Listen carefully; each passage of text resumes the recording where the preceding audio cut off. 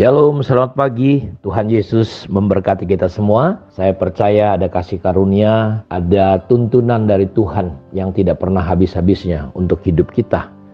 Dan kita terus sedang belajar bagaimana gereja Tuhan, kita menjadi pribadi, menjadi keluarga, menjadi gereja yang dipenuhi dengan kemuliaan Tuhan.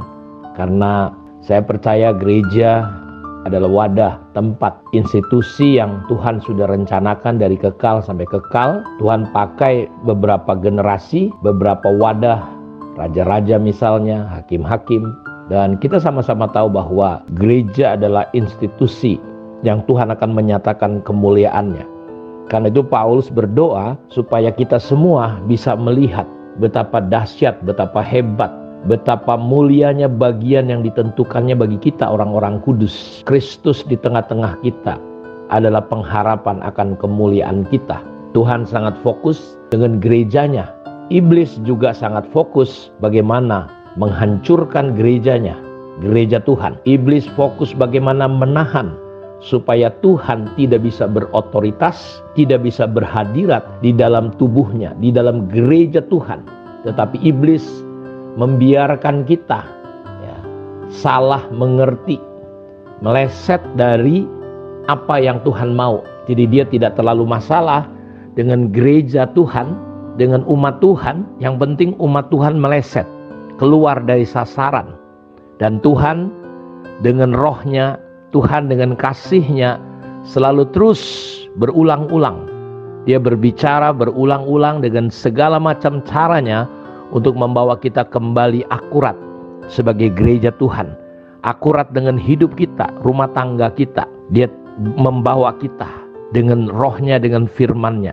Karena itu kita terus sedang belajar bagaimana kita menjadi gereja yang akurat, bukan menjadi gereja yang meleset. Kenapa? Karena ketika kita akurat, ada kedahsyatan Tuhan yang akan terjadi dalam kehidupan gereja Tuhan. Karena gereja adalah presentasinya, gereja adalah wakilnya, gereja adalah tempat Tuhan memanifestasikan dirinya. Allah itu hadir di mana-mana, tetapi gereja adalah tempat dia bukan hanya sekedar ingin hadir, tetapi dia memanifestasikan dirinya di dalam kehidupan jemaat atau gereja Tuhan. Sehingga di gereja mula-mula, saudara memperhatikan baik-baik ketika Roh Kudus dicurahkan. Dari sana kisah para rasul terus bergerak. Dan di buku kisah rasul tidak ada penutup seperti surat-surat yang lain. Tetapi dia mengalir. Karena apa? Hari ini juga disebut zaman Roh Kudus. Dan kita melihat bagaimana orang-orang mati dibangkitkan. Bagaimana kita melihat orang-orang berbalik karena pemberitaan-pemberitaan Injil yang disampaikan oleh para rasul. Bagaimana kita melihat orang-orang berbalik, pemerintah-pemerintah, para orang-orang yang tadinya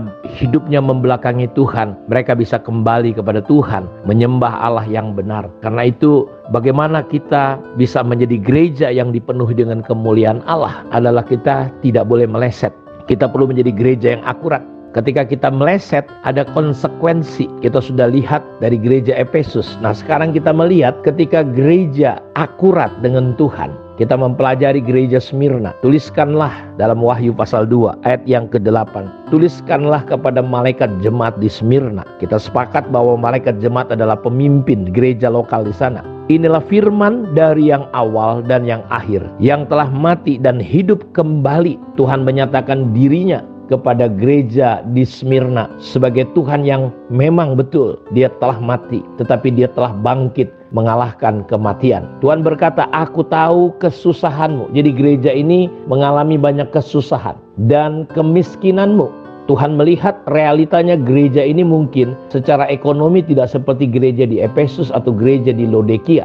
Gereja ini katanya banyak mengalami kesusahan, kemiskinan. Tapi Tuhan berkata, namun engkau kaya. Kan gereja hari ini berlomba-lomba kaya, tapi sebenarnya mereka miskin. Gereja ini kelihatan secara lahiriah miskin, susah. Tapi di mata Tuhan mereka kaya. Dan fitnah mereka, jadi mereka mengalami banyak fitnaan. Yang menyebut dirinya orang Yahudi, tetapi yang sebenarnya tidak demikian. Sebaliknya mereka adalah jemaat iblis. Hati-hati gereja Tuhan. Kalau melihat gereja yang kelihatannya nggak punya apa-apa, lalu kita pikir, oh itu gereja yang terkutuk, gereja yang gak diberkati, oh gereja yang gak maju. Mudah sekali kita. Dan jemaat iblis itu suka, ya, saudara palsu suka menilai gereja itu dari hal-hal lahiriah. Makanya banyak orang masuk ke satu gereja alasannya bukan karena dia pengen dibangun menjadi umat Tuhan, menjadi gereja. Alasannya karena dia dapat kenyamanan secara lahiriah. Ya, mereka dapat melihat, oh ikut-ikutan, wah kalau saya ke sini saya populer, wah di sini pendetanya sakti, terkenal mungkin ya. Tapi di sini kita lihat orang-orang yang menyebut dirinya Yahudi, tetapi yang sebenarnya tidak demikian. Mereka adalah jemaat iblis. Dan Tuhan berkata, jangan takut terhadap apa yang harus engkau derita. Sesungguhnya iblis akan melemparkan beberapa orang dari antaramu ke dalam penjara, supaya kamu dicobai dan kamu akan beroleh kesusahan selama 10 hari. Hendaklah engkau setia sampai mati, dan aku akan mengaruniakan kepadamu mahkota kehidupan. Siapa bertelinga, hendaklah ia mendengarkan apa yang dikatakan Roh kepada jemaat-jemaat. Barang siapa menang, ia tidak akan menderita apa-apa oleh kematian yang kedua. Saudara lihat begitu luar biasa. Gereja yang akurat ini, gereja yang akurat tidak bisa dinilai, diukur dari masalah-masalah lahiriah. Seperti yang kita sudah pelajari di gereja Efesus. Tapi gereja yang akurat adalah gereja yang tidak keluar dari kebenaran, tidak bereaksi, berespon ya kedagingan, tapi mereka tetap setia bahkan sampai mati. Dan ketika mereka akurat, ada janji penyertaan Tuhan. Jadi gereja yang akurat akan dipenuhi dengan kemuliaan Allah, dan mereka akan menerima janji-janji Tuhan.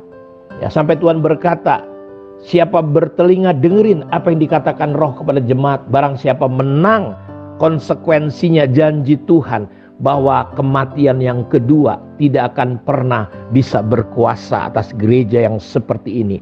Gereja yang tepat, gereja yang berkenan kepada Tuhan, gereja yang pas dengan ukuran Tuhan. Ya, walaupun mereka miskin, walaupun mereka mengalami penderitaan, tetapi mereka, Bapak Ibu, tidak takut dengan apapun. Mereka melihat kemuliaan Kristus seperti Paulus. Dia melihat kemuliaan Kristus itu melampaui penderitaan yang dia alami, melampaui apapun yang dia terima dalam hidupnya. Dia bisa melihat itu. Dia berkata semuanya sampah karena pengenalan kemuliaan akan Kristus. Semuanya dianggap rugi. Dia mampu melihat itu, sebabnya gereja yang akurat adalah gereja yang bisa melihat kemuliaan Allah. Gereja yang dibukakan mata hatinya seperti gereja di Smyrna ini. Sehingga kematian kedua tidak bisa menguasai mereka. Karena ada yang namanya kematian pertama. Satu hari kita semua akan mati, kita dibangkitkan. Tapi jangan lupa, ketika di kitab Wahyu orang-orang ini diadilin karena namanya tidak ada dalam buku kehidupan, lalu mereka akan masuk pada kematian kedua. Mereka akan masuk ke dalam sebuah kekekalan yang mengerikan.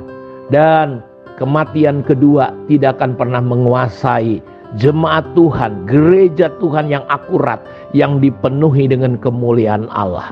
Doa saya, Tuhan membuka mata hati kita, sehingga kita bisa membedakan, kita bisa memahami kekristenan dengan benar.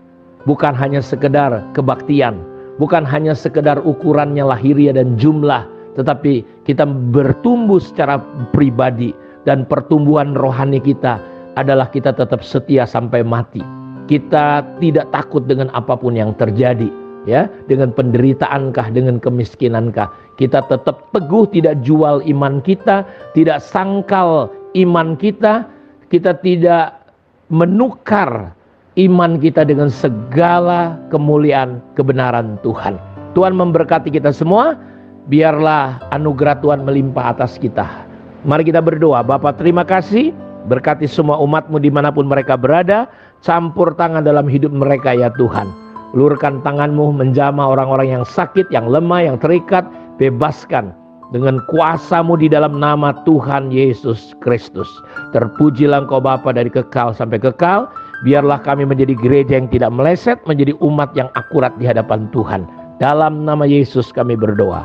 Amin. Tuhan memberkati kita semua. Shalom.